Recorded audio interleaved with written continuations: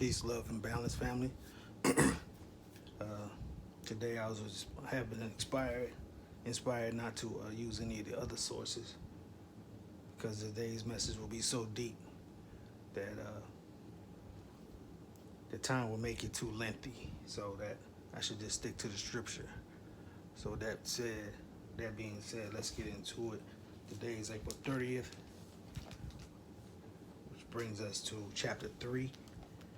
Since there's no scripture behind it, we'll start with the chapter itself, chapter 3, the family of Amran. And it reads, the name of this chapter is taken from the mention of Amran in verse 32. Amran is the same as Amran, the father of Moses and Aaron. It is an appropriate title as the chapter deals with the departure of prophethood from the Mosaic dispensation. The chapter opens with a statement relating to the divine origin of the Holy Quran as well as the Torah and the Gospel. It then gives a rule of interpretation, neglect of which has led to numerous errors in religious beliefs. This rule of interpretation, which must be borne in mind in interpreting all divine books, is that every allegorical statement must be interpreted in such a manner that it may not contradict any of the clear principles laid down by divine revelation. As the Christian religion is based really on the wrong interpretation of certain allegorical statements, the rule is appropriately laid down as a preliminary to a discussion of the Christian religion. The preliminary remarks of the first section are followed in the second by an assertion of the unity of Allah, which is laid down as the clear basis of all religions, and its ultimate triumph is predicted. The third section refers to the departure from the house of Israel of the spiritual kingdom, which is now being granted to another people. And the last chosen members of the Israelite race are mentioned in the fourth. Among these is Jesus. Various misconceptions regarding whom necessitate rather a lengthy discussion in the two sections that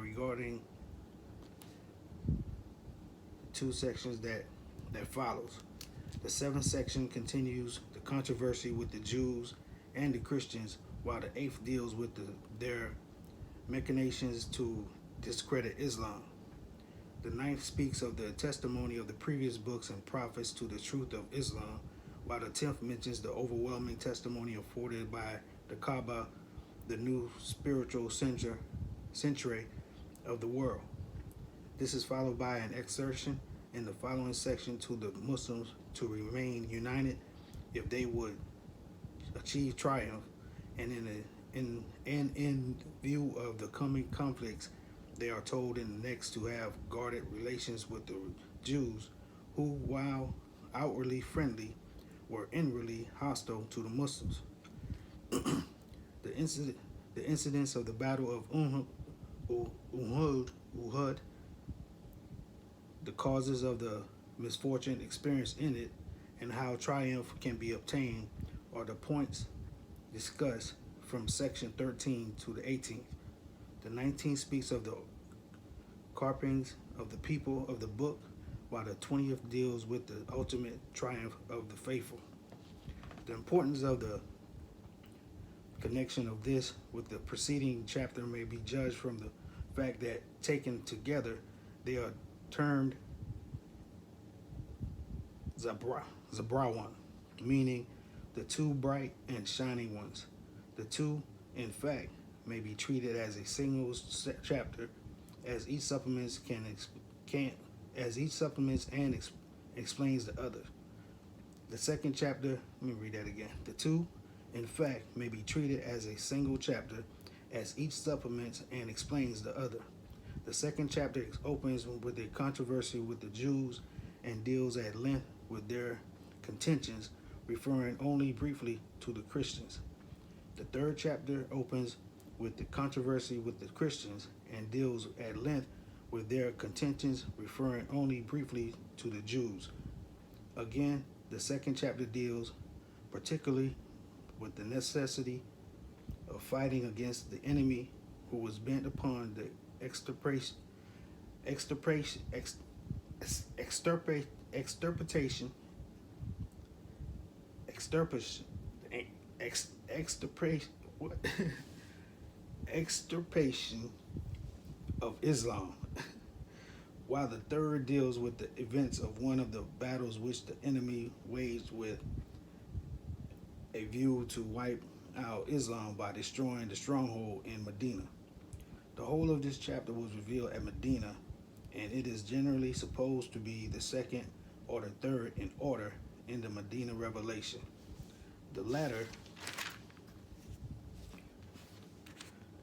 portion from section 13 almost to the end distinctly relates the incidents of the battle of Uhud, and therefore the third year of the Hijrah may be fixed as the date of its revelation.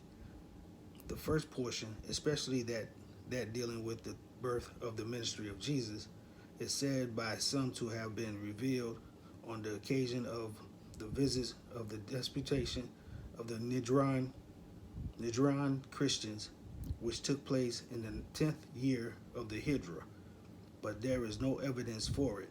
The whole chapter belongs to the third year of the Hijrah, with the possible exception of verse 60, which speaks of Mubabula and may have been revealed on the occasion of the visit of the Najran deputation. So let's turn to verse 60.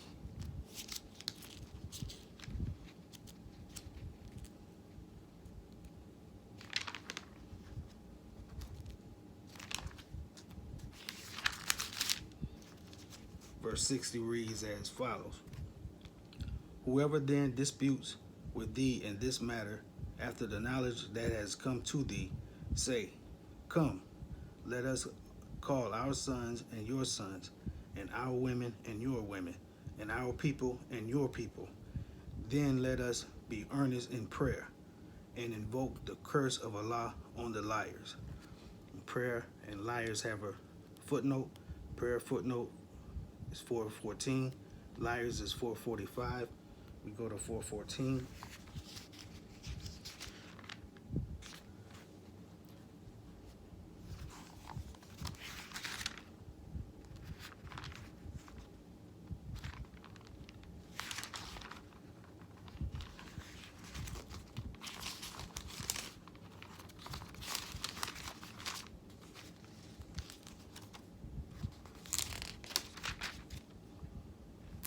Four 14 reads as follows: Rahim is derived from the root rajim, meaning the throwing or casting of stones, and also revealing, cursing, driving away, expelling, cutting off from friendly intercourse.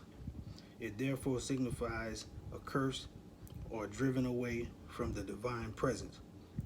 This is what is implied here, and this is apparent from 38 and 78, where Satan is thus accosted. And the verse is, and surely my curse is on thee till the day of judgment. The other significance of Rajim, i.e. one pelted with stones, is not applicable here. It is noteworthy that Mary's mother, while praying for Mary, prays also for her offspring, which shows that when she dedicated her daughter to the temple, she had never an idea that she would remain a virgin all her life.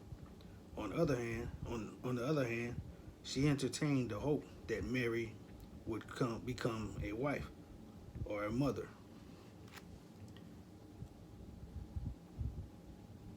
So we have chapter 38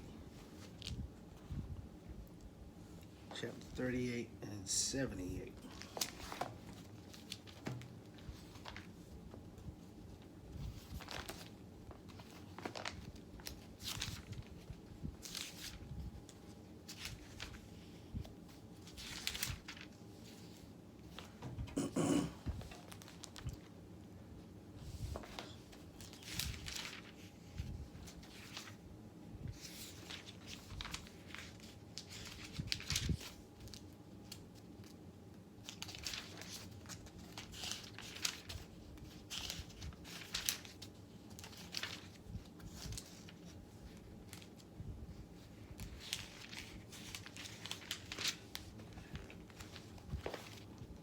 38.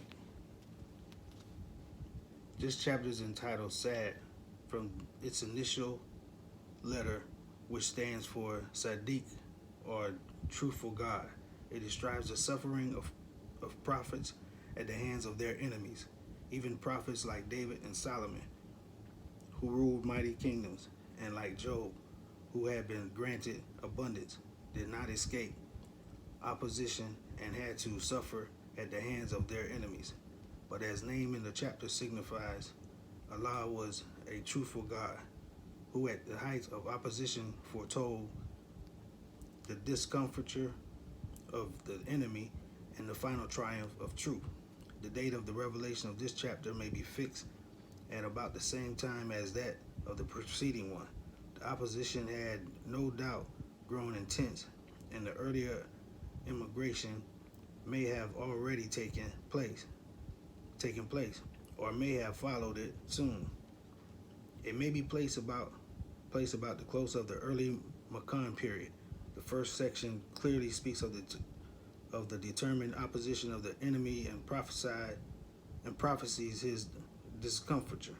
The second asserts how even a king prophet like David had his enemies and how he was delivered from their hands. The third states that even Solomon, with all his glory, could not escape the opposition of enemies.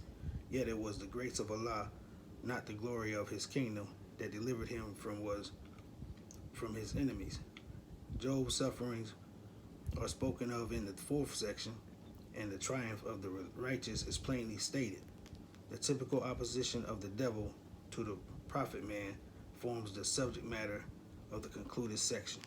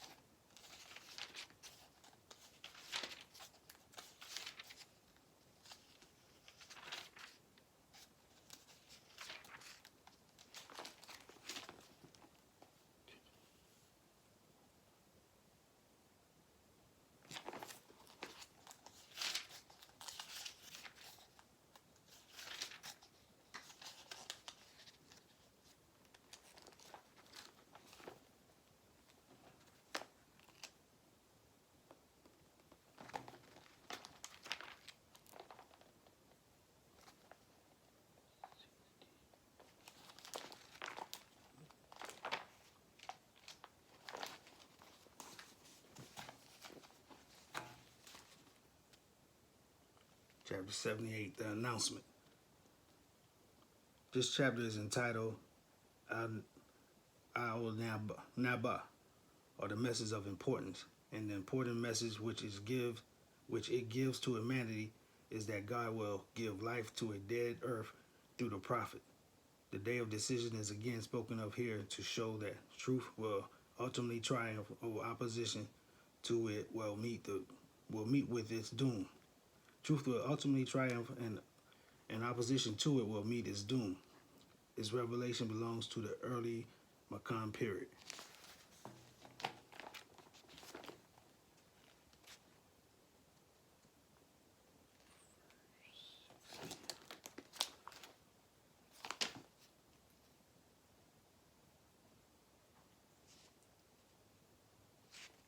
Verse 60. There was a we.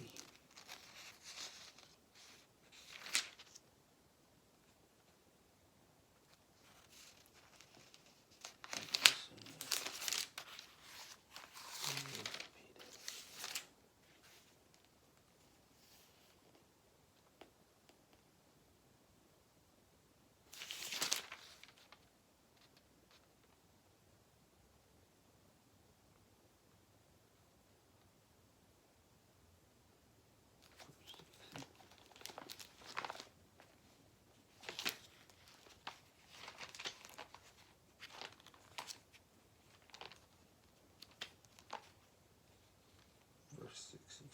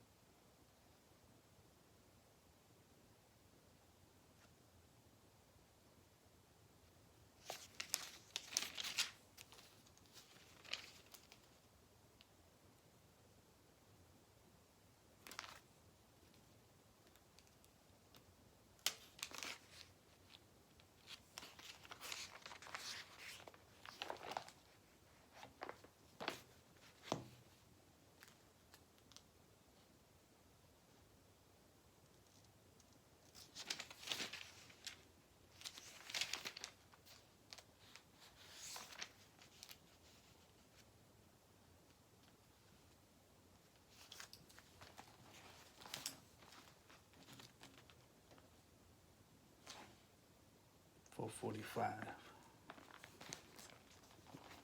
This chapter starts with the discussions of the 445 liars. This chapter starts with the discussion of the Christian doctrine in particular.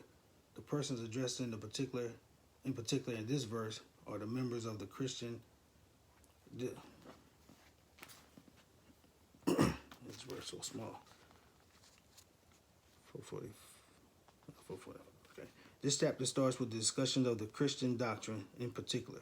The persons addressed in particular in this verse are the members of the Christian deputation from Nadran that came in 10 AH.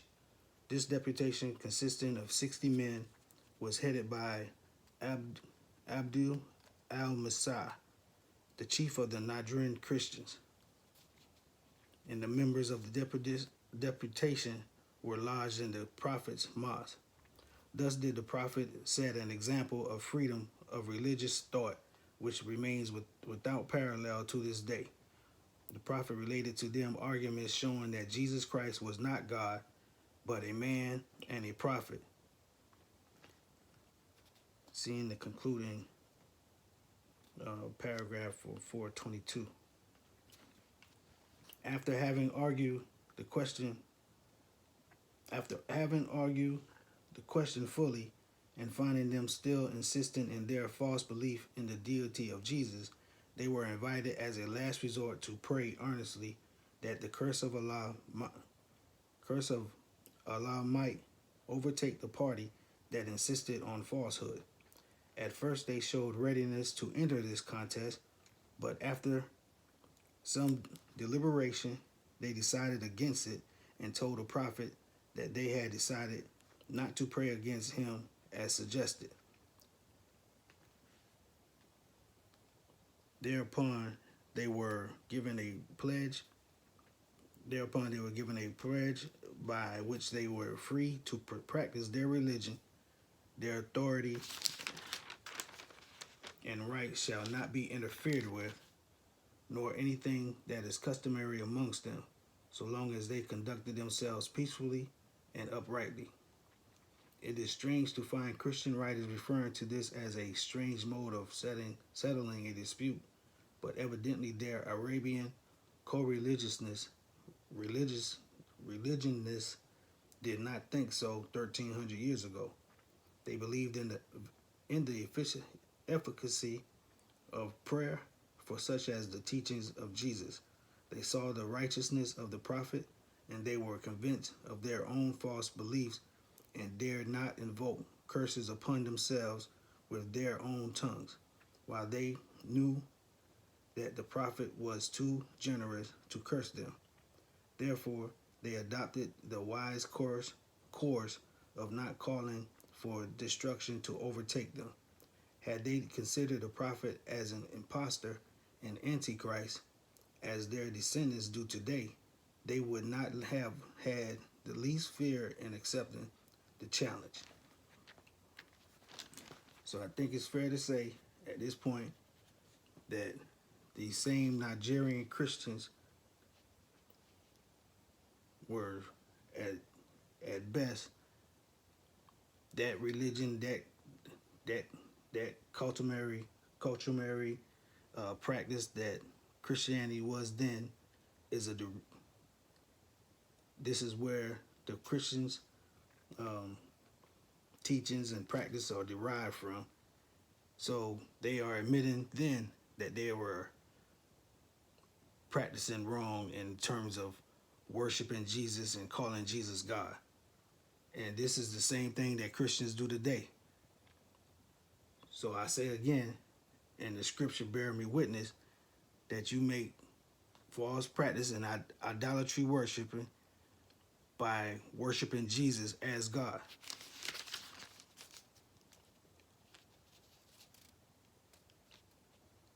There's a B reference, B. Let's go back to this page 420, paragraph 422.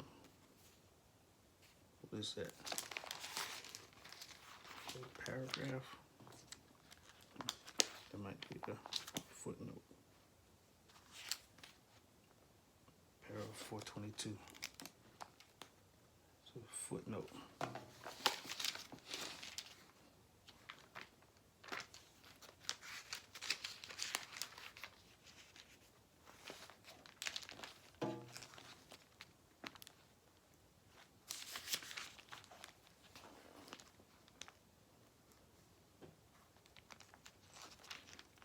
The commentators think that the reference is to verse 36, when Mary as a child was dedicated to the temple, and that lots were then cast, as a result of which Mary was given into the charge of Zacharias. But this is quite out of place. The Holy Quran has described her history in a natural order. Her mother conceives her in verse 34. She is born and named in verse 35. She is dedicated to and resides in the temple under the charge of Zacharias, verse 36. Here follows the narration of Zacharias praying for her righteous son when he sees the devoutness of Mary and are as it were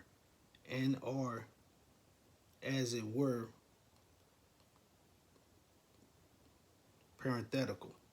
The story of Mary is again taken up in verse 41, where her election is spoken of, which is undoubtedly the time when she attained to age of the discretion, cannot therefore refer back to her history as a child in the temple. In a natural order, it refers to a much later period.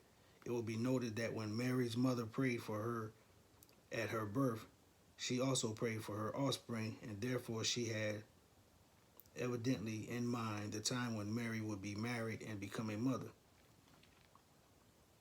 Clearly, verse 44 clearly gives Mary news of the birth of a child, and therefore the particular incident referred to in verse 43 is the incident of her espousal.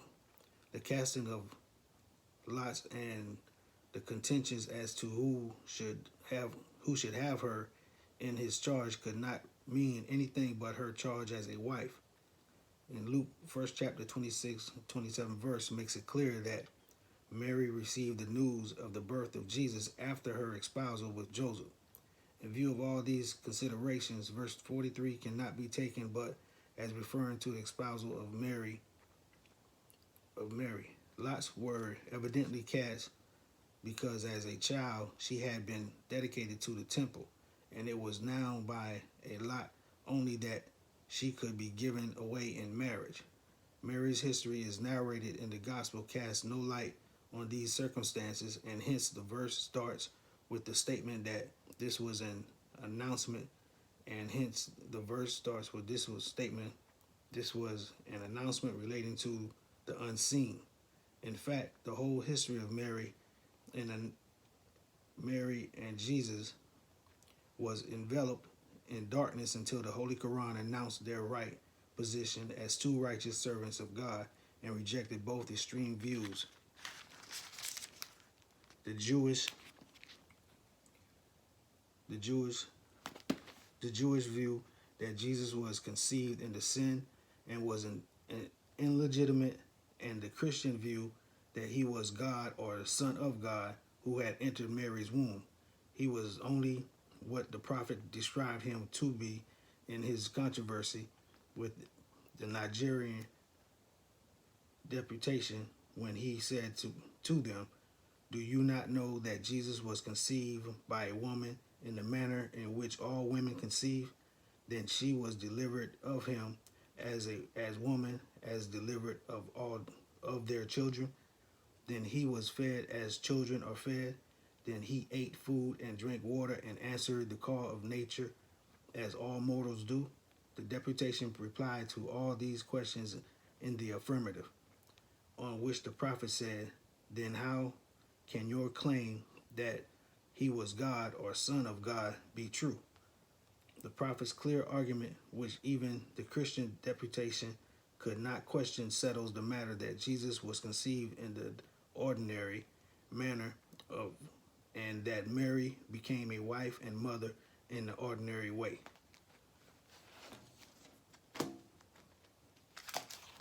verse 60.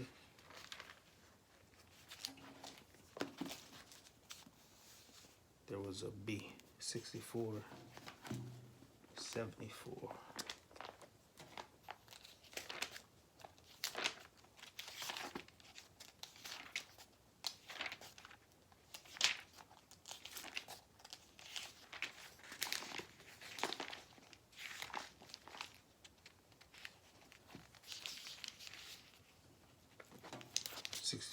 The manifestation of losses. This chapter not only warns the manifestation of losses. This chapter not only warns the disbelievers of the evil consequences of their deeds, but it also exhorts and the believers to continue their march towards spiritual advancement, not permitting worldly attractions to interfere in the necessary attainment of perfection.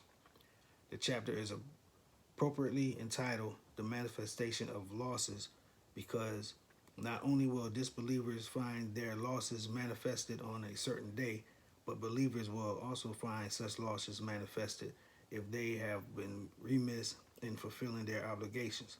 The first section, after referring to Allah as being the creator of both believers and disbelievers, warns the disbelievers of the consequences of their evil deeds on the day of resurrection. The second section exhorts the Muslims to be obedient to the messenger and not to be led into a wrong course by worldly allurements. There is a difference of opinion as to whether this chapter is of Makkah or Medinan origin. The majority incline to the latter opinion. Internal evidence shows it to be an early Medinian revelation.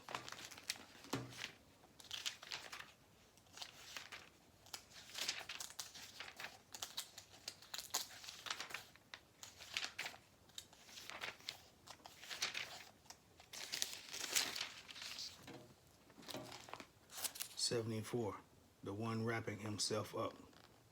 This chapter is by general consent admitted to be the second in the order of revelation. A period probably of 6 months had elapsed since the first revelation before the second was received, and this period is known as the Fatra or intermission. This period of Fatra pressed heavily on the Holy Prophet, and he was greatly grieved on account of his intermission. Once more, however, after the Fatra had passed away, the angel of the Lord appeared to him, and the prophet sought to wrap himself up in his clothes, hence the title. He is told not to seek seclusion, but to arise and warn a people sunk low in vice and immorality. Thus, while the previous chapter tells the prophet how to attain to perfection through prayer to God, here he is told to make others perfect by warning them of the evil consequences of their evil deeds.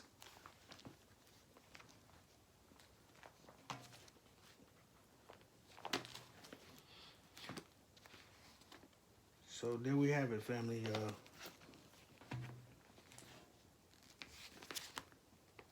Truth as is written, not my words, but the words of the scripture.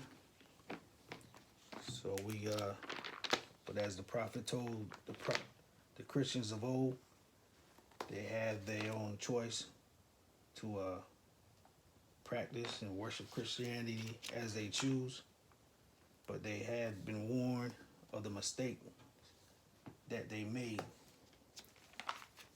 and were making on it. But they chose to not accept the challenge as to who was telling the truth and who was wrong, which automatically lets you know that they knew that they were in wrong, in error in their ways, but continue.